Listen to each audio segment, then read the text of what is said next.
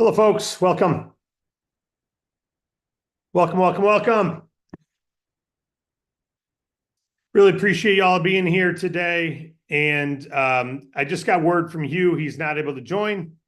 So unfortunately, he's dealing with a flood right now, and he's not able to get internet where his flood is occurring. So they're having something going on he's out at his lake house today. So apologize about that.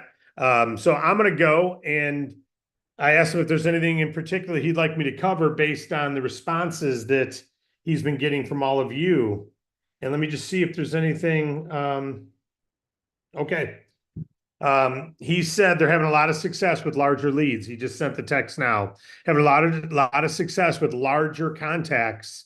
And so he encourages everybody to not think that we can't support the larger businesses. In fact, they've got more to save. And he said the number one thing he needs, of course, is statements. So anytime you're working with people, when they fill out our form, we've got an intake where they can upload their bank statements, their payment processing statements right then. So if they're an existing business and they're existing processing, we require they upload their statements. So they can't advance without that. So I would tell your clients that they're going to have to upload their payment processing statements, their merchant processing statements. And if you don't know what that is, every business who accepts credit card gets a statement once a month. It's not their bank statement, it's a merchant processing statement. And it literally shows like 7,000 transactions if they had 7,000 transactions. And it'll show every transaction in Visa, MasterCard, Discover, Amex, rewards cards. It's got all the details. And then at the very bottom, it's got a total processing and a price, total cost with fees and everything. That's the statement we need to give an accurate quote, and that shows us the type card mixture. The reason we like three statements is because their card mixture changes. As we've said before, the card mixture has different costs. If you come in with a Citigroup Visa card, Visa doesn't charge the business as much as if it's a Walmart prepaid debit card. Okay. Or if it's a credit union credit card, that Visa charges more to the business. There's a higher risk there. So an Amex card costs a lot more to that restaurant owner than a debit card, as an example. So we don't know what type card mixture they have. We don't know if it's all Discover. We don't know if it's all Visa, high risk Visa, debit card, or credit card. We don't know if it's MasterCard debit or credit or high risk Master versus. So if it's real hard to get a Credit One card, not Capital One, Credit One, they give people who just went through bankruptcy, an opportunity to get a credit card. And you can only get a couple $100, but you can get a card there. Well, they charge that costs a lot more. There's a lot more risk that Visa will not get paid that money. And so they charge the restaurant a little bit more. It is what it is. So I think it's 400 rate charges per different cards.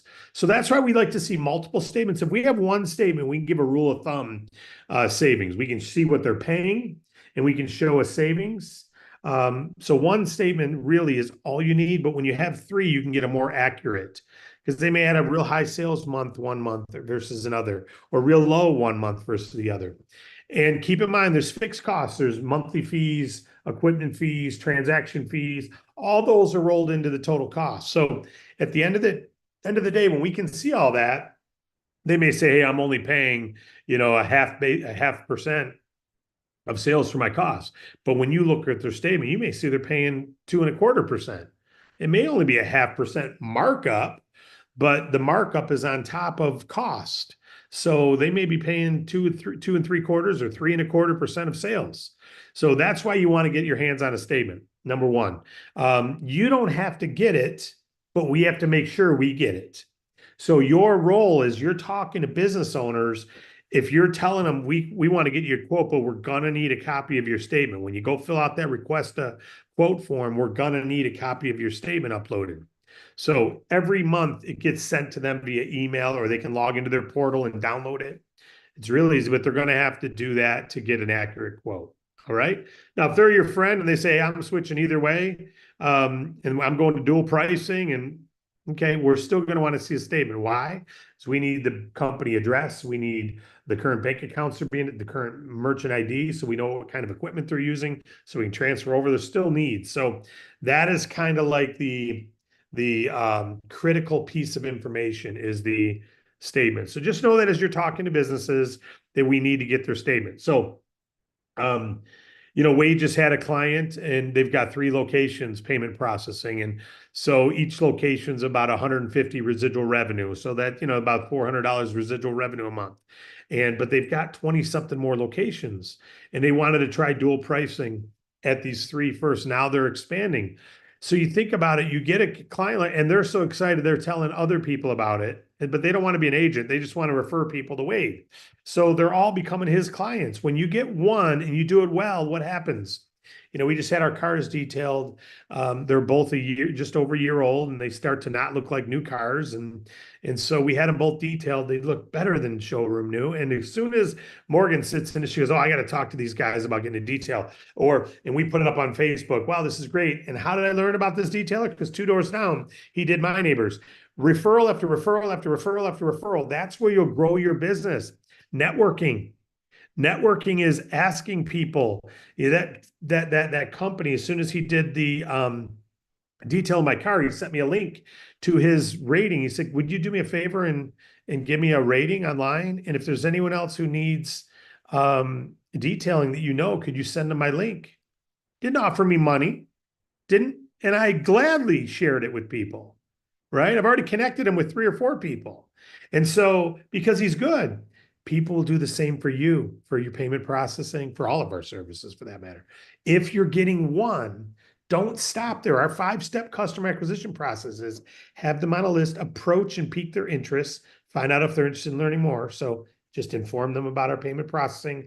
We can save you 3 months of your current processing or all 12, right? Drive your profits. So save and drive profit. Remember, those are the key things. Number 3, all we got to do is get a copy of your merchant processing statement. I'll send you a link. You fill it out. I'm out of the picture at that point. Our payment processing expert will take over talking to you from there.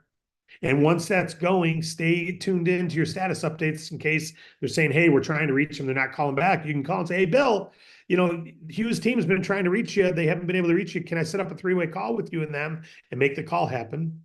Right? And then once they get activated, then it's time to ask for referrals. Would you do me a favor and go to Trustpilot and give us a review, please? And also, please mention my name in that review, that I'm happy to help people. And then also, is there anyone else you know of that I might be able to save some money that you'd be happy to refer this to? I'd really appreciate if you could send them my link. That's the 5-step process in all of our products, basically. But it's lists. They got to be in your prospect list. 2, approach and peak interest. Use the app.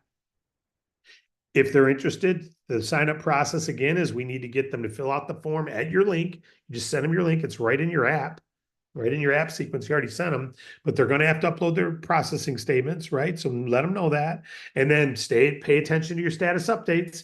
Over half of our clients, they never respond. Or chasing them. Hugh's team is not going to chase them permanently. It's your job to get them on the phone with Hugh's team if they're not responding, right?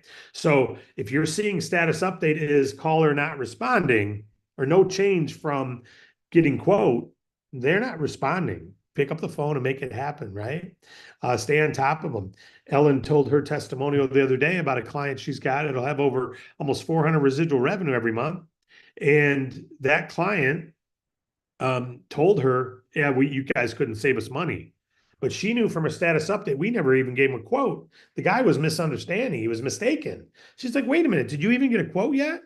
And he said, "Well, I think so. I mean, we've gotten some quotes. I thought your company quoted it." And come to find out, we never did. And we won. We won the business. So because she pays attention to her status update, pays attention to her business, she was able to win that customer over. All she had to do was get him on the phone. He was mistaken. He wasn't being deceptive. He was mistaken. So because they had gotten other quotes. So pay attention to your status updates. All right. And then once they're processing, ask for referrals. It's that simple. That's the 5-step process. Now, if they're not processing today, can you get a merchant processing statement? No, of course not. Now, Hugh's team is not built for startups. They'll do it if you're going to be processing a lot of money, but they're not looking for $1,000 a month type people and 500 a month. But as he says, his number one partner, his number one client started as a startup producing zero. It was one of the smallest ones he ever signed up. Now it's his largest. All companies start at zero. So we're willing to sign them up, but there are monthly fees and there are things. So just know that if they're going to sign up and they're never processed, when they're filling out the form, they won't have to upload a merchant processing statement because they've never processed. They don't have a statement, but they do have to forecast what kind of sales they're going to do. All right. They do have to put in a forecast of how much they think they're going to do per month. Now, so that's all I wanted to talk about today is the importance of the 5-step process. Go through it, give referrals. When you need a statement is when they're already processing. When you don't is if they're not. So you'll hear Hugh say all the time, we need their statements. That's the presumption is they're already processing. If they're a startup, of course there's no. And I don't mean startup. I mean, if they've never processed credit cards. We were, as a company, 7 years old, DAC, before we got a credit card processing account because we needed to do it for our DAC ID Protect, right? We needed to get credit. We never needed it prior to that. Okay. So now we do. Now, there's different risk. I get asked this all the time, so I'm going to answer it here. Not everyone's approved for merchant processing. And I want you to understand that there's an approval process. If they've got decent credit, then they can get approved. But if they've got bad credit, it's going to be hard to get credit card processing. They're going to need an owner with decent credit. All right. Now, if they've got an existing business and they've been jamming and doing well and taking merchant processing, that's a different story. But if they're a startup or new to payment processing, they got to get approved for it. And their industry could get them declined or their credit could get them declined. So just know that. It doesn't mean they shouldn't try, but just know that there is an approval process for that. It's usually a 600 FICO score or higher, unless they're an existing business already processing. All right. And then it's not a problem as long as we have their statements, because that shows clawbacks and shows other things too. That's all I had to cover out today. That's the last minute. I was notified at 11:31. I'm jumping on. So I asked him what he wanted to cover. That's what it is. So if you have any questions about anything, let's cover them now. Any questions about payment processing, go ahead and ask it. Any questions at all? We have Christopher Sanchez. You can go ahead and unmute yourself. All right. How you doing, Chris? David, how we doing? I like the color of your shirt. Well, thank you. In regards to payment processing, you mentioned bigger accounts. I had a conversation on Monday, and one of the challenges I ran into, they had been with this current processing company for going on 12 years now, but they're processing just over 400,000 a month. Yep. And I says, well, what is it I'm not presenting to you that's bringing up this reluctance to even look at a possible different scenario for you that's going to benefit you? Mm-hmm. And he has said, well, to be honest with you, my biggest concern is I've heard this so many times that it's an easy transition going over to another provider. And he said, mm-hmm. That is my concern, because you're not just talking one location. He goes, you're talking over 24. I cannot afford to have any of these with a hiccup. He goes, if there's some way you guys can guarantee that there's not going to be a hiccup, or you're going to go to the best of your ability to prevent a hiccup, he goes, get back to me. But till then, he goes, there's really no need for a discussion. Okay. So there's great points. And by the way, if most of our business is transitioning customers, you got to be good at that, right?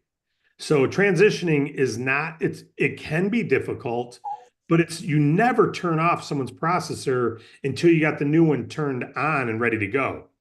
So it's almost like this. Let's say you had a printer in your office and you were printing stuff and you bought a new printer. You keep using the old printer, then you plug in the new one and you test the new one to make sure it's working before you start sending all your traffic to the new printer. It's the same thing with processing. It's not like you turn off a processor and turn one on. You turn on the new one while the old one is still live, and you start processing on the new one, and then you power down the old one after all the testing is done. So there's no risk of outages or anything like that. You do test transactions before you shut down the old one. And the reality is like this, like Wade's customer. He's got, let's just say 30 locations. He tried one first. It worked well. So he tried a second, worked well, tried a third, worked well. Now he wants to start scaling all of them because he already learned what it was like to turn on one. Hughes personally told me about a client he's working with, which is with 30 or 40 car dealerships. They're turning on the service department at one dealer to prove it out. And then they're going to turn on, the sales department and then the parts department, so you don't have to get the whole business. So if he's got multiple locations, we say we totally get it. It's what your reluctancy is the normal. That's, of course, it's like shutting off of someone's cash register. You can't do that. So what we do is we have a migration strategy that you can turn one on, prove it out, turn another one on, and the one that turns on, you don't turn the old one off until you've proven this one out. So migration is we understand that's your biggest concern, and we take that very seriously. And we assure you, we won't be shutting your old one off. Your old one will still be existing. We're going to light the new one up, and then you shut the old one off yourself. It's always there. I still have a merchant processing account for Escape International that I stopped processing in 2010, and I pay $24 a month just to have it in case I ever want to power it up again. It's still there. If I ever need it, I could put that MID in our account right here and be live. So it's never shut off until you shut it off. So that's what I would tell them. Excellent. Thank you, David. You bet. And of course, Hugh would answer that far better, but give him calm that migration is, that's everyday work for us. And the more in depth their POS system is, their equipment, the more difficult it is. But we always slowly transition until we've got it right. Because they've got menu items and they got printers printing in the kit cooking area, but this is what these guys do. These guys do this all the time, and it's nothing. Any other questions? We've got one more hand up. Jesse Creel, Yes. go ahead and unmute yourself. Hey, Mr. Rutz, how you doing? Good, Jesse. How are you? Fantastic. I appreciate you asking, and thanks for doing the webinar. So I just want to ask a question. I've had a lot of, I have a good bit of experience with merchant services, actually at a job in a call center, and they always give you the script and so on and so forth. I know, there's some, the DAC thing is it's more like a laid back conversation than it is trying to squeeze somebody out, as far as I can tell anyways. You tell me. But my question would be, so say at the last place, I had a lot of success setting appointments, the equivalent of what you would call bringing into the specialist, getting these statements and so forth. And I would just say, hey, my name is Jesse. I'm calling with such and such. We have a new program. It's designed to save up to 95% off the processing fees. We just want to come show you the program. Would you have any availability tomorrow at 9? And would you prefer 3 p.m.? And then just kind of take the conversation from there. I didn't see a whole lot in the David Allen Capital Drive as far as talking points and so forth. Do you have any recommendations as far as that goes? We do only in what Hugh covered in the training. We're about meet, greet, and inform. We're primarily a warm market company, meaning we're talking to aunts, uncles, businesses, canvassing as a customer. We're not teaching telemarketing. We don't teach telemarketing. We don't teach cold canvassing. It's a violation in many states to cold canvass without proper telemarketing rules, regulations, registrations. So we've got a telemarketing policy that prevents and restricts and to protect us and also protect you. So anyone should read that who's thinking about just dialing for dollars, if you will. Can't use predictive dialers, can't use equipment, can't use machines that bloop, leave voicemail drops. Those are all illegal, and you'll get sued by the clients eventually. TCPA suits they're called. So you can call people who you have relationships with. You can call people who are advertising, but you want to make sure you're following the rules with that. So with all that disclaimer said, what you just said is the points, and then we offer them a free quote. So we just meet, greet, and inform, meaning we inform them that we can save them money with the same or better equipment, and we'd love to give them a quote to prove it. We get their fees down to zero. We'd love to get them a quote to prove it. How dual pricing. So our training talks about what to educate them on, what to promote, but that's all we teach. Just like with funding, we have bullet points we teach, but we don't teach a script. And we found that scripts, people don't necessarily, first of all, it turns you into a numbers person rather than a servant leader. And we want people to be servant types. So what you just said is in our training, but you're saying it to a friend or a family member, or you're canvassing as a customer. So if you watch our payment processing training with Hugh Pober, he does discuss what to say to new clients to get their statements or get them to fill it out. But it's what you just said, along with a couple other things. Good question. And I'm glad you had success where you were. Hopefully you're still earning residuals. And but we're done. This is the third call with these folks. And so I'm going to jump